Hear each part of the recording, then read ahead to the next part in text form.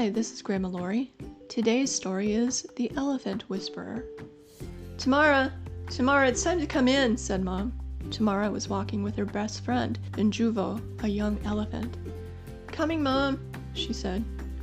Tamara turned to Njuvo and said, I'll see you tomorrow. I need to go to school, but if you meet me here, we can walk there together. Njuvo nodded his head and hugged Tamara. Tamara went in to eat dinner and finish her homework. Tamara lived in a country named Zambia in Africa, along with her brothers and sisters, Mom and Dad. They didn't live in the big city. They lived outside any city in a village surrounded by wildlife. Every day, Tamara could see giraffes, elephants, and zebras outside her school window. She especially loved the elephants. From a very young age, Tamara found she could talk to the elephants, and they would understand her. Everyone made fun of her at school because her best friend was an elephant, but she didn't care.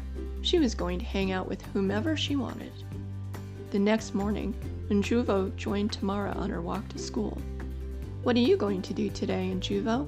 Tamara asked. Njuvo waved his trunk in the air to indicate he was going to run around, play with friends, and wait for her school day to end. Tamara gave him a big hug and ran into school, waving as she went. School was just another boring day. Nothing exciting ever happened. The lessons were always the same: math, language, history, science. It seemed like it would never end. Tamara looked out the window. Wait, the sky was a weird color. Did she smell smoke? Children, we need to evacuate the school. There's a fire headed this way, said her teacher. Dutifully, the children lined up and walked quickly out of the school. Fire was one of the worst things that could happen in Tamara's area. It spread quickly and wouldn't stop until everything was burned. Firefighters couldn't really stop it except by digging around the fire to halt the spread. All Tamara could think of was Njuvo and his family. They would be panicked out there. She needed to help them get to safety. She ran as fast as she could to find Njuvo. Tamara stopped to catch her breath. The air was getting filled with smoke, making her cough. She thought, I can't stop. I gotta find them. At last, there was the herd. She got the attention of Big Daddy, the elephant chief, and said, We need to go now.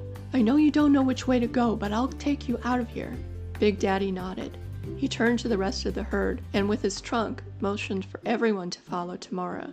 The fire was getting closer, so they needed to move quickly. Tamara led the way, followed by an entire herd of elephants. The townspeople were so surprised to see Tamara leading a whole herd of elephants down the main street. Elephants didn't usually come into town, preferring the quiet of the plains. As they reached the other side of town, Tamara stopped. They should be safe now. But where was Njuvo? Just then, Njuvo came up from behind her.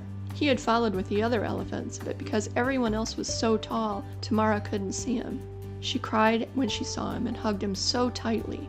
The elephant herd was safe, thanks to Tamara, and she had her best friend back. This has been Grandma Lori. Thank you so much for joining me. I hope you enjoyed the story. Make sure to subscribe.